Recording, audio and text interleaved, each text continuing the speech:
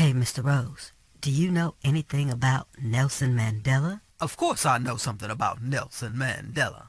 He was the president of South Africa. Why do you ask? Because I have to do a report on Nelson Mandela, and I really don't know much about him. Can you help me out? I sure can.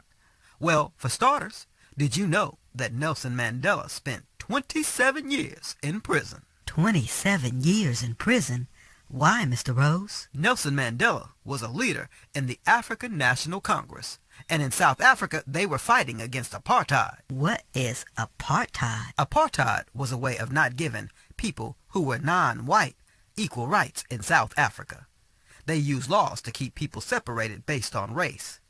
Nelson Mandela didn't like that. I still don't understand why he spent 27 years in prison. Well, at this point in Nelson's life, he was standing up against apartheid and what the government was doing.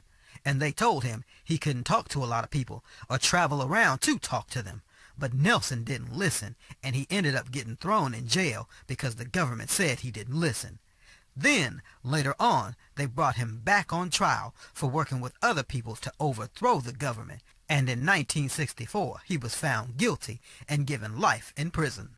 So how did he go from being in prison to the president of South Africa? After spending so many years in prison, Nelson Mandela was seen around the world as someone who stood up against apartheid.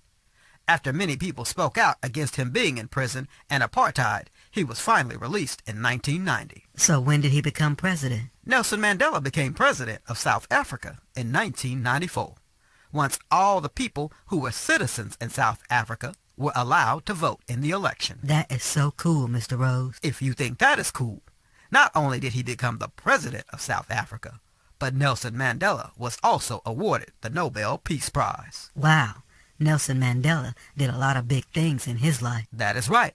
So remember, as a young man, when you grow up, you can be anything you want to be and be a leader too, and make sure you stand up against unfair treatment.